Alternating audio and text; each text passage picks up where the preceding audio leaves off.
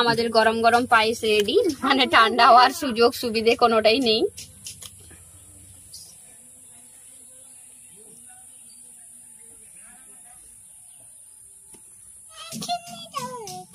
ওইখানে তো জল খেতে হয় মামনি, একটু ছড়িয়ে দিই যাতে সে খেতে পারে, মানে ঠান্ডা করতে তো হবে। ওখানে না, ওখানে জল খাবি। নমস্কার বন্ধুরা, সানার কিচেনে আপনাদের সবাইকে স্বাগত। আজ অনেকদিন পরে আপনাদের সঙ্গে রেসিপি শেয়ার করতে এলাম।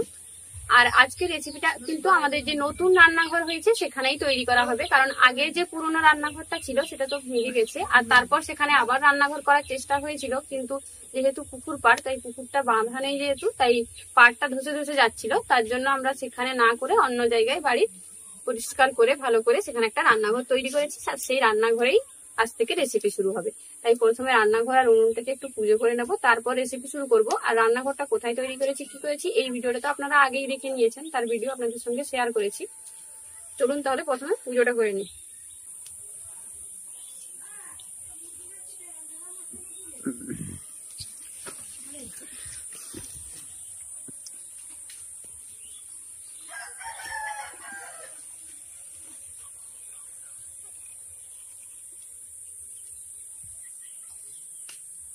মন্ত্র বলছো নাকি?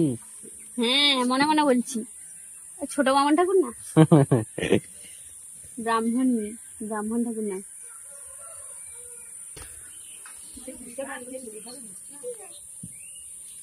মামনি চলে আসো, ধূপ নিয়ে আসো, ধূপ দেবো। যেহেতু আমাদের নতুন উনানে পুজো হচ্ছে, আজকে আমাদের আরেকটা ছোট ব্রাহ্মণী এসছে। এটা হলো এই যে দুটো চুটকিওয়ালা ব্রাহ্মণী। আচ্ছা আচ্ছা, এসো এদিকে আসো। এই নাও ধূপ, নাও ধূপ দাও। না দেব না। কি হয়েছে তোমার? শঙ্খটা বাজাও গো। পুজো করতে করতে কথা বলছো? কথা বলতে হয়, বামন ঠাকুর বলে দেবে না তোমরা শঙ্খ বাজাতে ভুলে গেছো?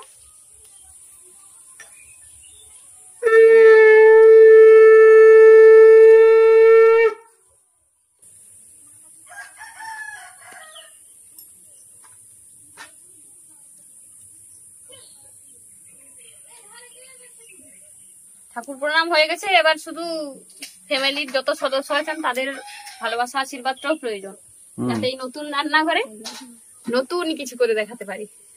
ঠিক আছে, ধন্যবাদ। কাকে বললে? সে তোমার ভয়ে আসছে না, মেয়েটা দেখেছ এত ভয় করে তোমার। ভয় লাগছে? ভয় লাগছে নাকি? ভয় লাগছে? হ্যাঁ ভয় লাগছে? সে কালো মানুষ দেখলেই ভয় করে।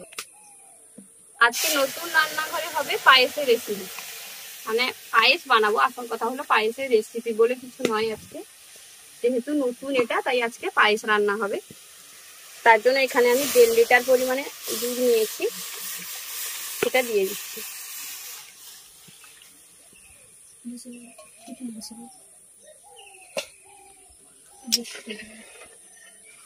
মামনি এটা কি দিলাম গো? দুধ। ও একটু মানে যখন চিৎকার করবে তখন মানে কি বলবো, যখন চিৎকার করে পুরো গলা ফাটিয়ে দেয়, আর যখন কথা বলবে না তোমার সঙ্গে তখন বলবেই না। বললাম আমাকে বল পায়েস হচ্ছে। আর এখানে আমি নিয়েছি গোবিন্দভোগ চাল। এটা আমাদের বাড়ির গোবিন্দভোগ চাল, মানে বাড়ির জমিনে চাষ করা পুরো গোটা গোটা গোবিন্দভোগ চাল। এটাকে ধুয়ে ভালো করে একটু পরিষ্কার করে নেব। দুধটাকে প্রথমে গরম করে নিয়েছি, এবার দুধটাকে একটা পাত্রে তুলে নিচ্ছি। 2 হাতা পরিমাণে দুধ এখানে আমি একটা পাত্রে তুলে নেব। এই দুধটার মধ্যে আমি গুঁড়ো দুধ মিশাবো, তার জন্য 2 হাতা পরিমাণে দুধ এখানে আমি তুলে নিলাম।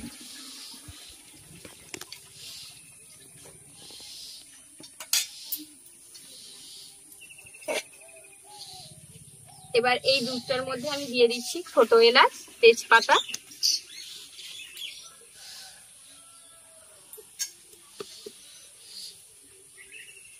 এলাচ ছাড়া পায়েস যেন অসম্পূর্ণ।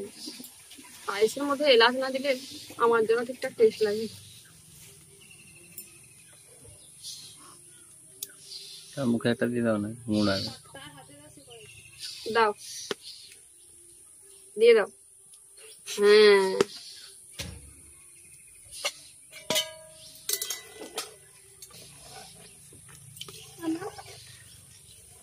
চালটাকে খুব ভালো করে ধুয়ে নিয়েছি। এবার চালের মধ্যে অল্প পরিমাণে আমি ঘি মাখিয়ে নেব। এতে কিন্তু পায়েসটা হওয়ার পরেও চালটা বেশ মানে খিলা খিলা থাকবে আর কি, আর টেস্টও খুব ভালো আসে। এইভাবে একবার বানিয়ে দেখবেন। দাঁড়িয়ে দেখছে, দাঁড়া না রে তুই। ডিস্টার্ব করছে, সে কড়াই দেখতে পাচ্ছে না বলে দাঁড়িয়ে দেখছে, এই জন্য বসছে না। দাঁড়িয়ে দেখছে সে, দাঁড়িয়ে দাঁড়িয়ে দেখছো না? মামনির কাছে দাঁড়িয়ে যাও ভাই, মামনির কাছে দাঁড়িয়ে যাও, এই মাইমার কাছে যাও। না না, সেখানে বসে দেখতে হবে। দুধ খুব ভালোভাবে ফুটে উঠেছে। এবার ধুয়ে রাখা চালে যে ঘি মাখিয়ে নিয়েছিলাম সেই চালটা আমি এর মধ্যে দিয়ে দেবো।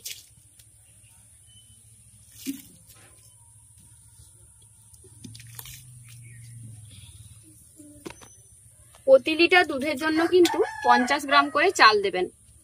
এই মাপটা কিন্তু খুবই জরুরি, মানে 1 লিটার দুধের জন্য 50 গ্রাম চাল। আর যদি চালের পরিমাণ বাড়ান সেক্ষেত্রে কিন্তু দুধের পরিমাণটাও বাড়াতে হবে। এবার যে দুধটা আমি বের করে নিয়েছিলাম তার মধ্যে পাউডার দুধটা দিয়ে ভালো করে মিশিয়ে নেব। এখানে আমি 100 গ্রাম পরিমাণে পাউডার দুধ নিয়েছি। এবার এই দুধটার মধ্যে দিয়ে দেব কেশরের পাপড়ি বা জাফরান।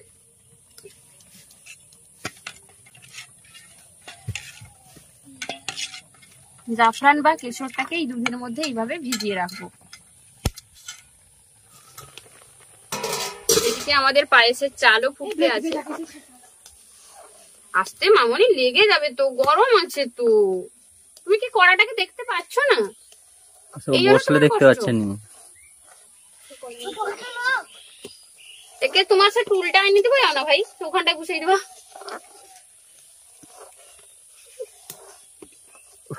কি যে করা যায়। চাল অর্ধেক পরিমাণে সেদ্ধ হয়ে গেছে। এবার যে দুধটার মধ্যে আমি পাউডার দুধটা গুলে রেখেছিলাম আর কেশরটা ভিজিয়ে রেখেছিলাম সেটা এর মধ্যে দিয়ে দেবো। এটা কিন্তু প্রথমে দেবেন না, যখন চালটা অর্ধেকের বেশি সেদ্ধ হয়ে যাবে তখনই ব্যবহার করবেন। কারণ প্রথমে যদি পাউডার দুধটা দিয়ে দেন তাহলে কিন্তু তার টেস্টটা লাস্ট অব্দি যখন ফুটতে ফুটতে দুধটা সেই টেস্টটা চলে যাবে। তাই চালটা হাফ সেদ্ধ হলেই এটা ব্যবহার করবেন।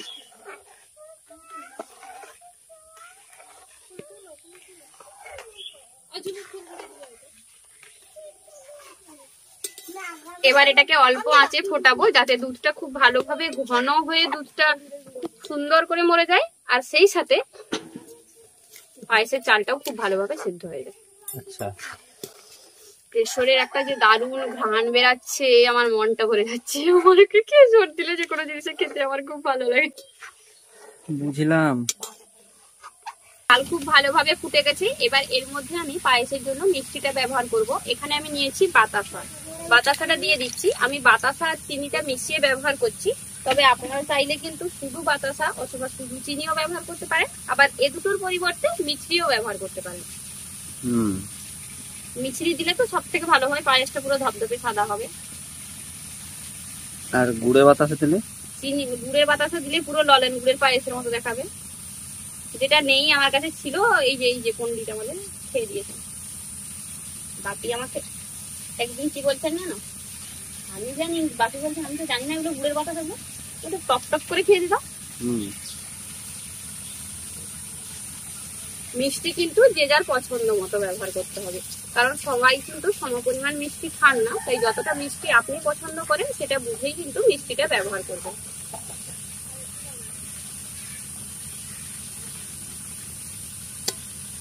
এবার মিষ্টিটা দেওয়ার পর আরো কিছুক্ষণ ফোটাতে হবে, কারণ যেহেতু চিনিটা ব্যবহার করেছি চিনি জল ছাড়বে। তাই যতটা পরিমাণ ঘন হয়েছিল তার থেকে একটু জল জলে ভাব আবার পায়েসটা হয়ে যাবে। আবার কিছুক্ষণ ফোটালে দেখবেন আবার সেরকম ঘন হয়ে সুন্দর হয়ে গেছে। আর বাতাসা দিলে আরো একটা জিনিস খুব ভালো হয়, যেটা বাতাসার মিশ্রির ক্ষেত্রে হয়, পায়েস কিন্তু বেশ আঠালো তৈরি হয় আর বেশ ঘনও হয়। শুধু চিনিটা দিলে কিন্তু এতটা পরিমাণে আঠালো তৈরি হয় না। দেখবেন অনুষ্ঠান ঘরে যেসব পায়েসগুলো তৈরি করে কিন্তু সেই পায়েসটা একটু আঠালো তৈরি হয়। সেটার কারণ হচ্ছে তারা কিন্তু বাতাসা আর মিশ্রি ব্যবহার করে। না দিয়ে জল বেরিয়ে যাচ্ছে। প্রচুর পরিমাণে গরম দিচ্ছে। মামা না, এই তো মামা আসছে। ক্যামেরার পেছনে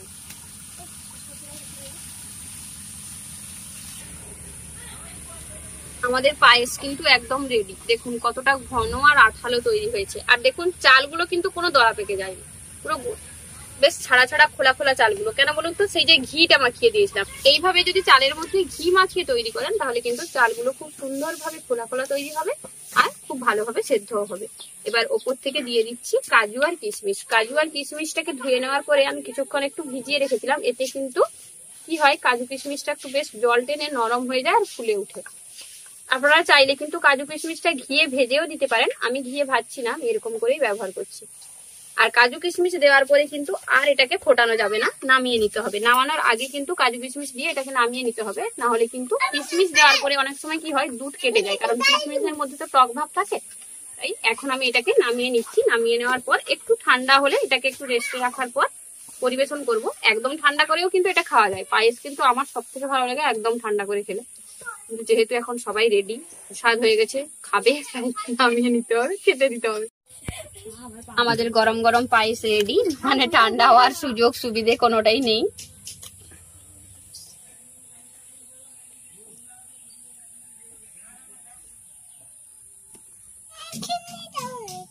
ওইখানে তো জল জল খেতে হয় মামনি, একটু ছড়িয়ে দিয়ে যাতে সে খেতে পারে, মানে ঠান্ডা করতে তো হবে। ওখানে না, ওখানে জল খাবি, বুঝেছো? কার্তিককে দেবো, কার্তিককে দিতে হবে। কার্তিক মামা হয়েছে, কুচু মামা যে কার্তিকটা। ওরে কি করো রে, ওরে কি করো রে, বড় গ্লাস রক্তাবলা করতে রক্তাবলা। তোমার কলা পাতাটা কি করে ফেটে গেল? ও বলু দিদি দিছে। এই মনু দিদি, তুমি কি করেছো? কিডনি দাও। আচ্ছা, এই যে ফু দিয়ে কি নেবে সেখানে তুমি? ওখানে কি নেবে তুমি? তোমাকে তো দিয়েছি। তুমি কার্তিক মামা দেখো পায়েস কি রকম খাচ্ছে, সেরকম খেয়ে নাও না। হাত দিতে হবে না।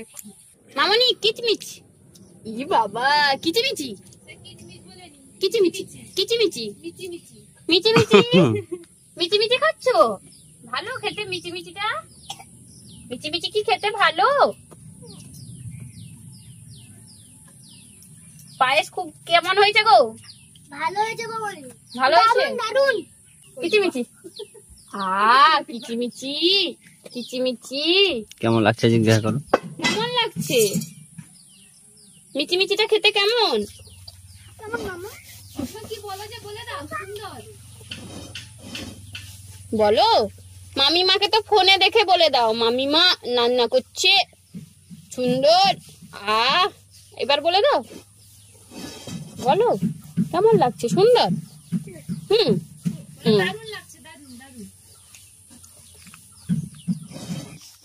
আমাদের প্রথম দিন নতুন রান্নাঘরের ভিডিও শেষ। পায়েস রান্না করে নতুন দিন তো আমরা উদ্বোধন করে দিলাম। এরপর আস্তে আস্তে নতুন নতুন রেসিপি আপনাদের সামনে নিয়ে আসবো। সবাই ভালো থাকবেন, সুস্থ থাকবেন। আর এতক্ষণ আমাদের সঙ্গে থাকার জন্য অসংখ্য ধন্যবাদ জানাচ্ছি। সেই সাথে ফেসবুক পেজটি ফলো করে নেবেন এবং সানু কিচেন ইউটিউব চ্যানেলটি সাবস্ক্রাইব করে নেবেন। বেল আইকনটা ক্লিক করে রাখবেন। ভালো থাকবেন, সুস্থ থাকবেন। আর এতক্ষণ আমাদের সঙ্গে থাকার জন্য অসংখ্য ধন্যবাদ।